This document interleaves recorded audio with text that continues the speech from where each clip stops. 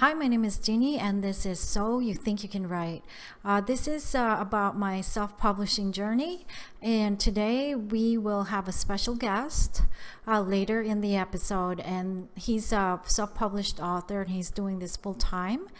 Before we proceed to that, I would just like to show you that, yeah, I'm in my work clothes and I work full time as a healthcare worker, and I just walk my dogs and I ate and I don't have time to change clothes after the interview. I will be interviewing this particular author later in like 15 minutes. So I'm recording this segment right now.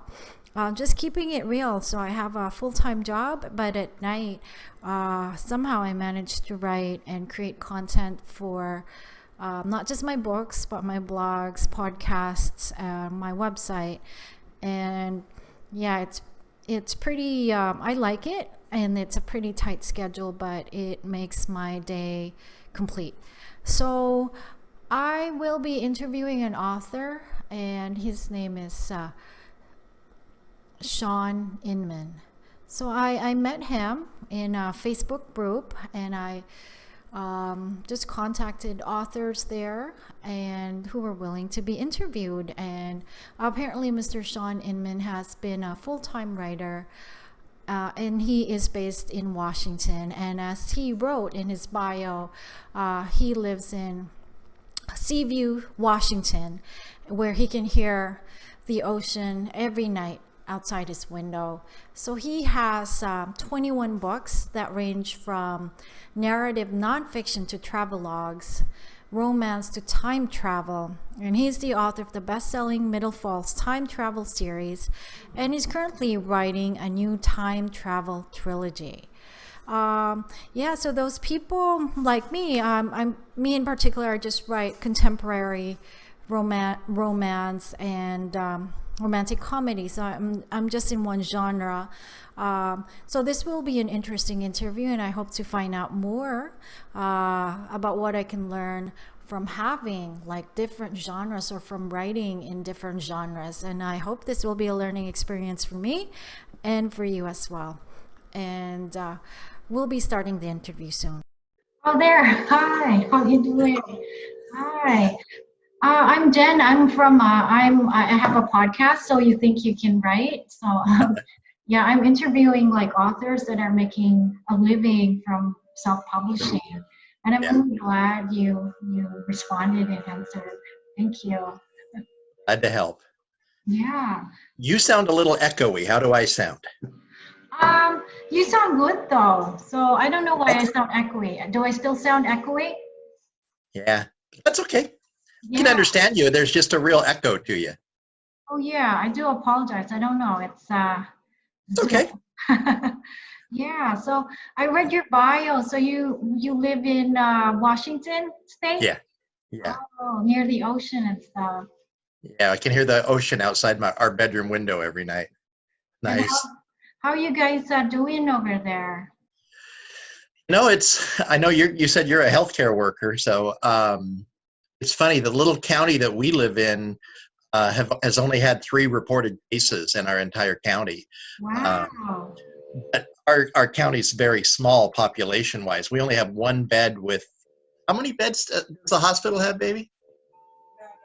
Yeah, we only have 8 beds in our whole peninsula that we live in. Wow. Uh, so we can't afford to have it get too out of control. But it's weird. I think it's almost like the strain that we've gotten here is less virulent than what other places are getting, because we're just not seeing it as bad here. Yeah, you guys are lucky. Yeah. Yeah, I live in Texas right now, so I don't know. It's like Uh, 50-50 right now. We'll find out. But yeah. I used to live in New York, and my friends over there are affected. New York and New Jersey. I lived there for Oh years. yeah. Yeah. That's where the bad strain has been. I know. Yeah. Yeah. And I know people that have been affected directly. Yeah. So it's really, Yeah. yeah, it's bad. Yeah. Yeah. Yeah. I'm glad So you're how's the lighting and everything? Is it okay? Is there anything I need to do to help move okay. forward or backward or anything? Yeah, you're okay. Yeah, you're Okay. okay. All Yes. right. Yeah. So tell me more about yourself. You did send me your bio and stuff, but I want to hear it from you how you started.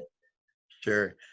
Um, well, I started a long time ago. I entered a writing contest back in 1975, Oh, wow. and I won the contest and was named one of Washington State's most promising young writers in 1975.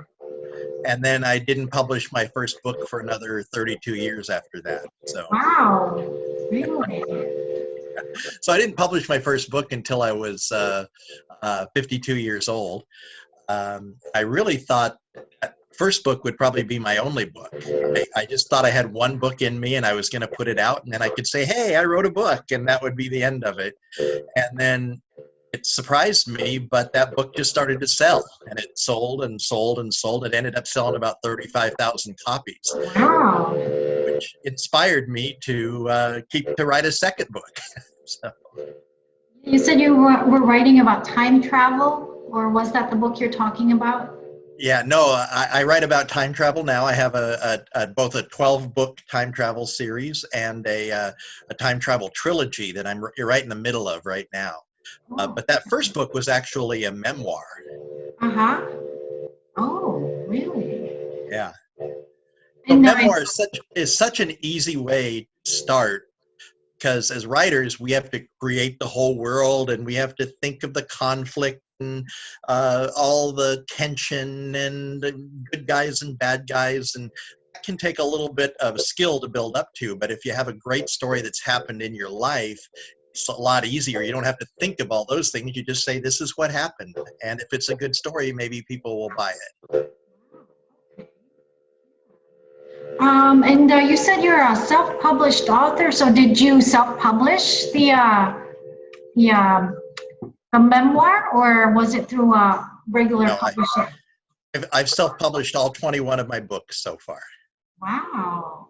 And you self-publish through paperback and Amazon, like, Yeah. So I originally published my paperbacks through what was known as Create Space, and Create Space went away a little about a year and a half ago or so, and now I've been publishing through KDP Print. I also, of course, publish through KDP for ebook, because for self-published authors, uh, probably 95% of our sales are going to be through ebooks, through Kindle edition ebooks. That used to be true for me. Recently, I started about 2 years ago. I really got into doing audiobooks, and audiobooks have been increasingly important. I have all 20 of my 20 books are out on audiobook now too. yeah, I think that's the ACX, right? Through Amazon as well. Yes, exactly. That's amazing. And like you said, you do this full time. So are you just are you earning from passively from other titles like back titles, or are you earning from new releases? Well, the unfortunate part is you have to keep putting out new releases, or else your backlist will kind of stultify and it won't carry you anymore. Um, for instance, like my 12-book series, what I found was every time I put out a new title in that 12-book series, that new title sold really well. It would revitalize previous 4, 5, 6, 7, 8 books in that series. That book might catch somebody's eye and they might go, oh, well, maybe I should go start at the beginning and read through. And that's why the easiest way to make it, well, it's never easy, but as far as easy goes, the easiest way is to write in a long series, because it's so much easier to get one person to buy 12 books than it is to get 12 people to buy one book. So it's hard to get a whole bunch of people to buy one book. If you can really write a very strong first book, really hook people in, make them care about the world you've created, then they'll stick with you for all the way through. Like a fan. Yeah, you make a fan, uh, and I've hopped, skipped, and jumped all over genres. I've got 2 memoirs. I've got 2 travel memoirs. I wrote a romance. I wrote a rock and roll fantasy, and then I've got these 13 time travel books. But um, if you if you're able to write a good book, what I have found is that people will actually follow you, not just for your genre. So people that started with me long ago reading my memoirs are still with me as I'm writing this new time travel adventure, even though I haven't written a new memoir in like 8 years now.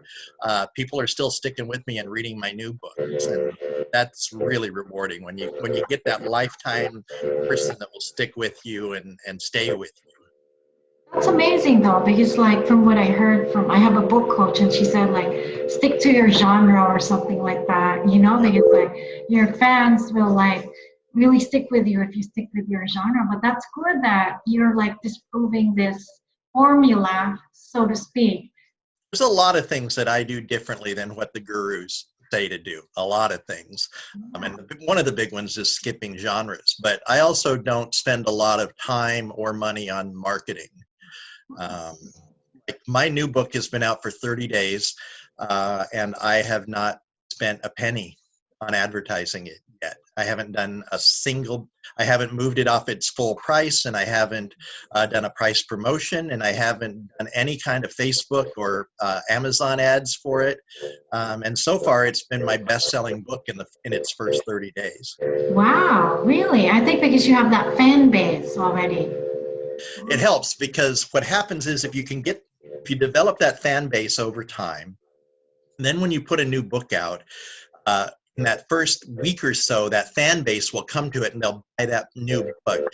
And that helps Amazon determine their own algorithms. And then Amazon starts showing it to other people that look like your readers that have already been buying your book. So like now I have a lot of people who are time travel fans. So now I put my new time travel book out, Amazon says, oh, all these people that are buying his book have bought other time travel books. So let's go find other people that have bought those time travel books and let's send his book to them in an email or show it on the side or whatever it is they do. And that can keep its momentum going. My new book has actually climbed in ranking over the last week, and I have no idea why.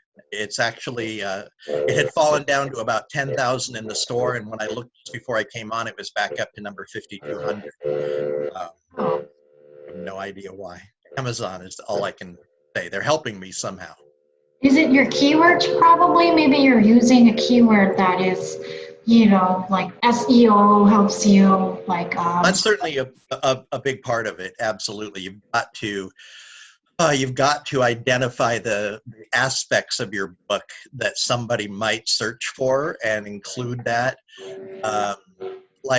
My current book is about a guy who has time traveled to the future. When he gets to the future, he finds out that our future looks a lot like our past. There are weird dinosaurs, and people are living like tribally, and all technology is banned. None of it exists. And so I use some of those kind of unusual keywords in my Amazon keywords, like future dinosaurs and things like that, just to see if there's anybody out there that's looking for any kind of offbeat little book like that. So I can advertise it also or keyword it in major categories like time travel or fantasy or portal fiction, or those are the big ones. But if you can niche down a little bit and catch people that way, it's good too. I didn't know that there's a niche actually for like that specific. I know there's time travel fans and stuff, but that it's in itself it has a niche as well. Yeah. Well, there's lots of niches within time travel. Portal fiction like The Lion, the Witch, and the Wardrobe. That's a whole nother niche. And then there's hard science time travel, where you kind of explain how we've done.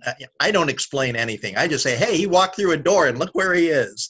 Because I read a hard science time travel book, I think my eyes glaze over about pages in, and I think, oh my gosh, I just want to know where he's going. Don't tell me all this science. There are some readers that want that science. So if they read my books, they would be very disappointed because mine are just about adventure. So it's just about finding the right reader. Oh, okay. Yeah. That's good. I guess you got lucky because you had that like base already. And may I ask, like, what kind of like you wrote a memoir, but like, what kind of interesting life did you have? Why did you like, um, right? Because Why would people want to read about your life, right? yeah. You're just a regular guy. Well, I guess I was kind of lucky that life handed me an interesting story. And it handed me a story that kind of fit a genre too, which was romance. In that my very first girlfriend and I, back in the mid 70s, were forbidden to see each other. And being in the mid 70s, we didn't see each other, and we didn't see each other for 30 years. Wow. And then we kind of stumbled upon each other again, and then we got married. And she's sitting right in there now. so Oh. that idea of that kind of heartbreaking loss in the 70s, and then finding each other and figuring out whether you can kind of rekindle and trust each other like you did then, it made for an interesting story. So and it was a story that a lot of people responded to, because a lot of people have that first love. Oh, I remember my first boyfriend or girlfriend back in, junior high, or when I was a freshman in high school. I wonder what they're doing, and I wonder how they turned out. Would we still be friends today? And, people wonder about those sort of things. So when they see our story of not talking at all for 30 plus years, and then as soon as we saw each other, we knew that things were just the same. That's a story that people were willing to read by. Is it like a forbidden love kind of Kind of, yeah. story? Oh, okay. Well, we were forbidden back then. Now, now we're older people. There was nobody to forbid us. Oh, okay. Maybe we both had kids by then, so maybe our kids thought we were a little crazy. Oh, okay.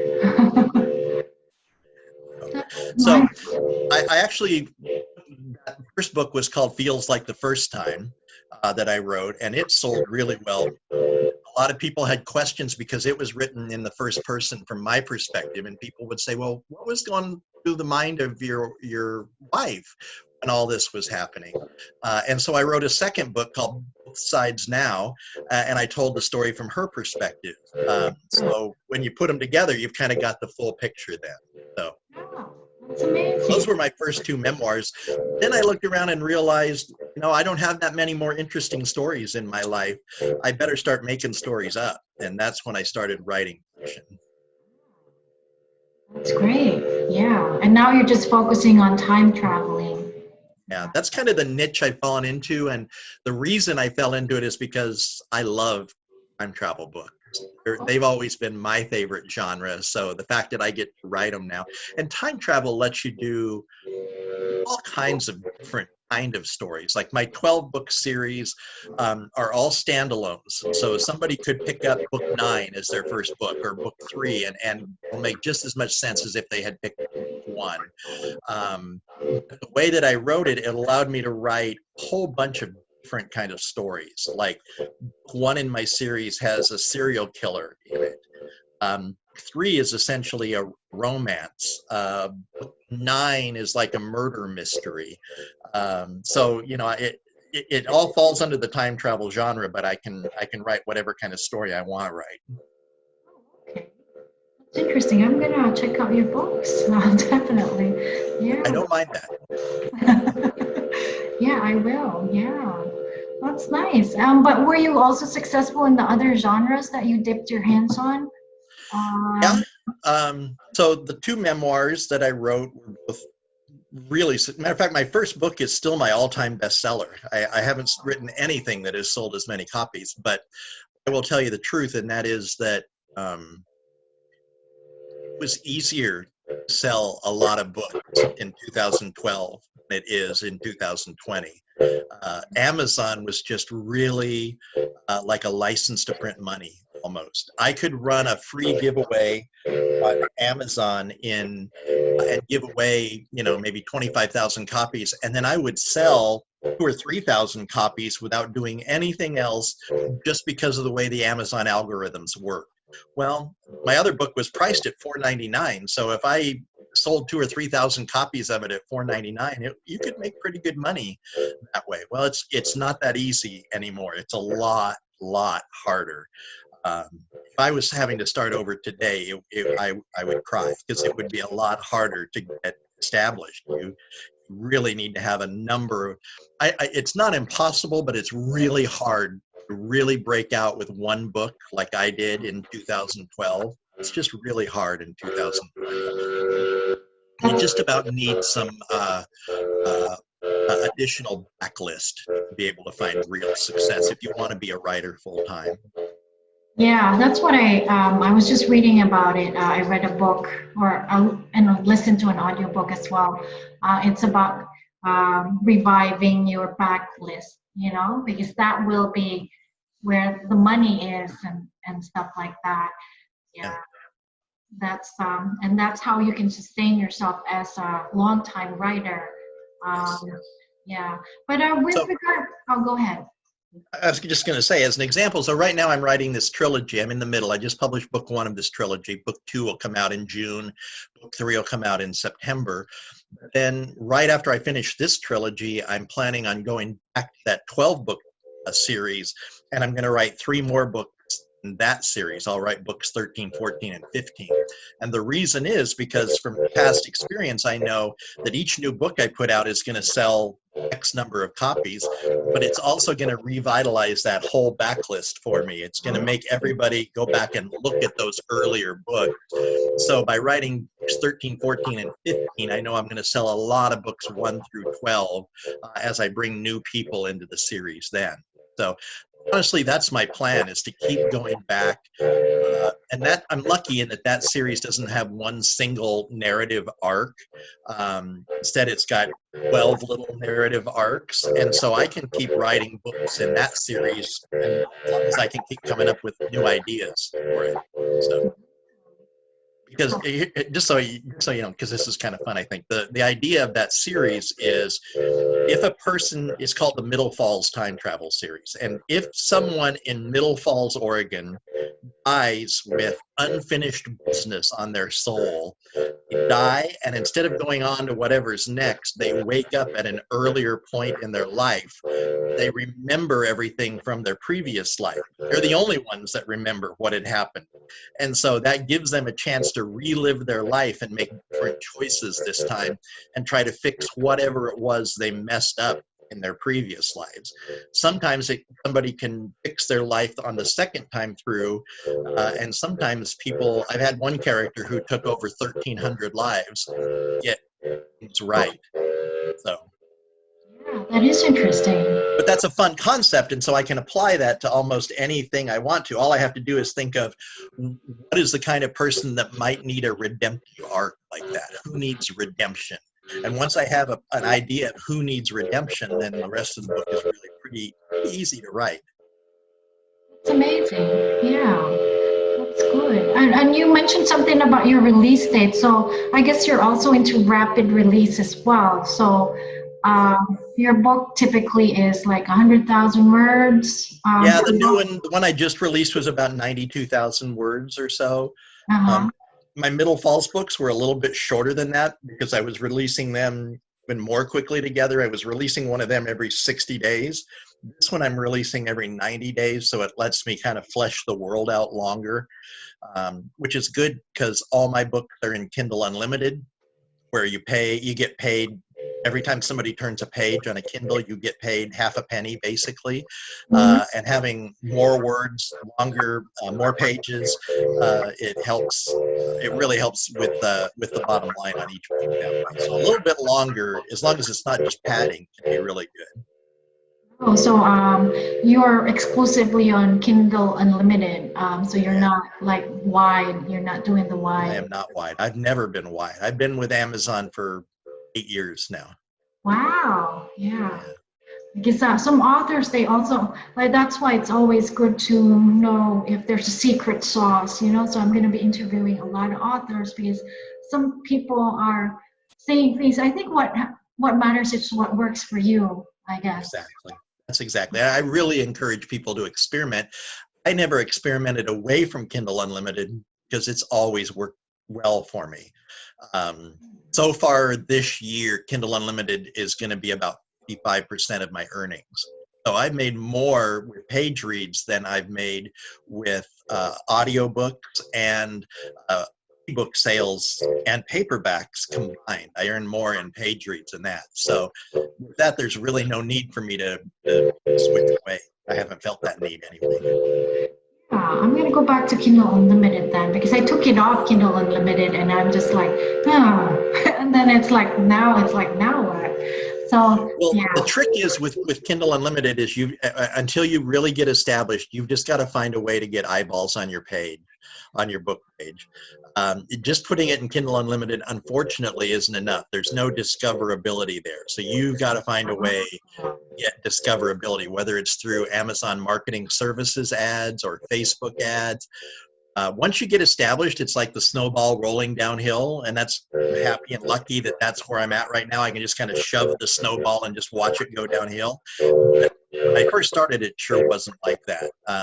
So the trick is to write a good book with a great genre-appropriate cover, have a great blurb, and that's where people fall down. I'm going to tell you a secret. I hired somebody to write my blurb for me. I can't write a good blurb to save my life. So I hire somebody to write it for me. And then once you've got those things, a good book with a good cover and a good blurb, then you've just got to find a way to get people to look at your book page. And with, I don't even know, 20 million books on Amazon, that can be a little tricky. And so that's the hard part is first you got to get the page ready and then you got to get people to your page. So, Do you have like a mailing list? I do. That's my two primary promotional areas are I have a mailing list with about 3,500 people on it. And I have a Facebook page that has about 3,300 people that follow me there. No, this is another way that I'm different from everybody else. People say there's just no organic traffic on author Facebook pages. I'm going to tell you that's just not true. But it takes a real commitment to get that organic traffic. I post virtually every day on my author page, and I have now for 8 years in a row. So people know when they follow me, they know what they're going to get. And I'm not just posting about my book. I give them free short stories and I write jokes. And like right now during the quarantine, I'm twice a week, I'm reading one of my short stories for free on Facebook Live. I do it every Tuesday and Friday on my Facebook Live at 1 p.m. And those are each being watched about 500 to 700 times each. So that's a good way to reach people and kind of introduce them to your writing. Wow, that's amazing. I'm getting so much tips now, and I'm going to share this because a lot of people are like, oh, please do share like the interview and stuff. So there's going to be people watching this, and I'm going to put a link to your works and your website as well. Yeah. So to me, the most critical things have been my Facebook page, which is because I never pay money to boost posts or anything. It's all just been organically. And my mailing list, because it's such a positive thing when I don't send emails out very often, just when I release a new book. So maybe 5 times a year, 6 times a year, I'll send an email out. But when I do, one, I get a huge jump in sales on that day. Probably I hear back from maybe 30 to 40 people that just say, oh, I've been waiting for this book to come out. Thank you for letting me know that it's been published. And it really, we tend to write in a vacuum. So to have that kind of feedback from our readers, it kind of is the wind in your sails that pushes you forward. Okay, now I'm ready to go write that next book. And because it can be discouraging. You release a book out and nothing happens, it just kind of drops into a void. And that still happens to me too. I released a book in November that basically went nowhere. So it doesn't matter where you are in your career, you can still have flops out there. So that's why it's always good to just continue and just continue to write and, just always work on your backlist and, Yes. just it's like constant. It's like basically a full-time job. You are doing this full-time, but it's basically like, yeah. Or even if you're not doing it full time, but you want to get to a point where you're full time, you basically have to treat it like a full time job. So, if you're working 8, 10 hours a day, and especially if you've got kids and a spouse and you come home and, they'd like to see you too. I know it's hard, but if you can just find even an hour every day to sneak in 1,000 words every day, it'll get you there. I had 2 full-time jobs when I started, and I did that, and I wasn't putting out 6 books a year then, but I was still putting out 1 to 2 books every year, even while I had a couple of full-time jobs. You had 2 full-time jobs, so there's really no excuse then. Right. Well, luckily I could kind of do both jobs semi-simultaneously, so I wasn't having to work 16 hours a day. Happily, I managed a real estate office, Oh, uh, and I sold real estate myself. So they were 2 different jobs, but I could kind of combine them into one big lump of time usually, which was oh, good. But it still took away a lot of weekends out showing houses and things like that. So, that's amazing though, because it's so different, your day job from your passion. So yeah, so that's yes, for amazing. sure. Yeah. Yeah, that's great. Yeah. Um, Thank you very much, though. I don't want to take too much of your time. I really do appreciate, this interview and just sharing, you know, your experience and what worked and what didn't work. And it's really enlightening already just listening to you. Um, If you ever want to chat again, just drop me a line and we can talk some more if you want. Oh yeah, and please, I'll send you an email so that you can send me your web page, your Facebook, because I'm gonna put it out there, and I'm gonna publish this podcast on this Wednesday on my YouTube, and then Wednesday on my Spreaker podcast. Yeah, Great. so it's gonna be a Wednesday thing. One more way that I'm different than most authors is I don't even have a website. Oh yeah, really? No. Oh, you have a Facebook. I've had 3 different ones, and all of them I found I lost interest in so quickly. I would stop updating them and they would just look horrible. And I thought, I think it's better to have no website out there than to have one that hasn't had my last 3 books put up on it. And when you're publishing every 2 months, that just that constant updating of your website, it got to be old for me. So I just put it in, and anybody that wants to find me can find me on Twitter or on Facebook,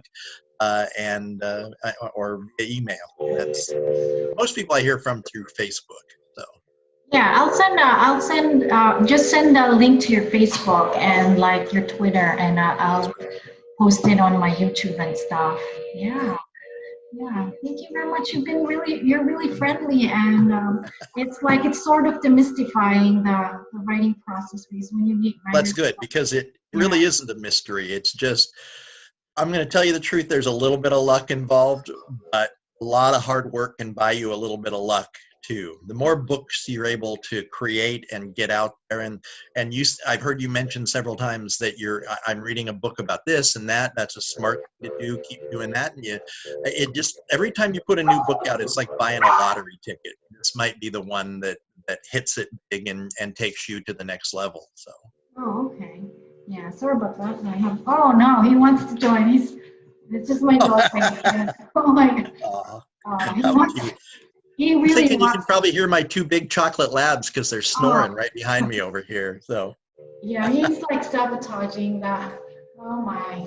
He always does this, like when I'm like on a meeting or something. Yeah. And yeah, he wants to be the star. I'm sorry. Of course. Okay. And thank you very much. And I'll send you the links. And after, when I publish this thing, and I'll set it up, I'll send you all the links, and I'll also like promote this on the Facebook page. Great. Yeah. Let me know if I can do anything to help. Yeah, thank you. You've already been a help, and I really do appreciate it. All Thank right. you very much, Thank and you. have a nice All right. night. You Thank too. you. See you later. Okay, see you later. Bye-bye. So I just finished with my interview with author Shawn Inmon. So he is the author, the best-selling author of the Middle Falls time travel series, and it's really interesting how he started as a writer, writing nonfiction and actually writing a memoir, and just keeping that fan base until now. And it's really interesting. And Bacon, yeah, came into the picture in the last part, so he's gonna be my co-host now because he's really annoying. He really wants to join the show. He wants to be the star. So this is Bacon, my dog. And how did you like the interview, Bacon? I think he really enjoyed it very much, and it was really nice to talk to an author that's doing this full time. And as you can see, a lot of things can go wrong, and it did, according to Murphy's Law. And Bacon is grumpy. Things that can go wrong have gone wrong because we have Bacon here. Okay, are you grumpy, buddy? Yeah, he's very grumpy. Okay, he's a grumpy dog. Okay, you want to go? Oh. There you go. So, yeah, so that was a really messy interview, buddy. Did you like it? Yeah, did you find the author was friendly? Yeah, so I learned a lot from the interview. I learned that you can jump genres. What really matters is keeping your fan base, keeping them satisfied, and no matter what genres you pick, they'll just really follow you. So it's really nice to keep that fan base. And he did talk about a mailing list, which is important. So to all the aspiring authors, self-published authors, mailing list is really important, and that's what I'm doing right now as well. Just keeping that flow of readers, interested readers that are going to buy your book over and over and over again. And he said something about creating a backlist. So a backlist, basically, for those that are not familiar, is it's like your old books, and you just keep on referring to them or selling them, basically reselling them every time you have a new release, a new book. You just link to your old books, your old, I've read in an audiobook this morning, or no, I read in a book and I listened to an audiobook this morning, that the backlist is sometimes the meat and bones of your business, because it's like when you have a new release, you're catching new readers, and then those new readers will follow your other works, and usually it's works that you've done in the past, and usually it's good to have a book series, which is something that I'm working on as well. And it's really been interesting, and this is the first time that I've interviewed someone on Zoom. So yeah, hopefully I will improve on my next show and episode. And it's been a really long day, right, Bacon? So yeah, it's been a really long day, and I'm just gonna put him in here, what the heck. And thank you very much for watching, and sorry for the mess, and this is real life. Thank you. Bye-bye.